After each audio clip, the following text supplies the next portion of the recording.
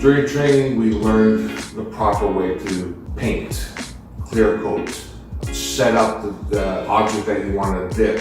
It's all the prepping that you thought you knew, but there's little things that made more sense. So training was above and beyond what I expected. The biggest difficulty I had was dipping bottles or anything that was round that had to be twisted and turned into the pattern. With the first dip that I did with Liquid Customs by my side, I have to say it came out really good. Confidence level boosted up for me, and I'm enjoying doing them now.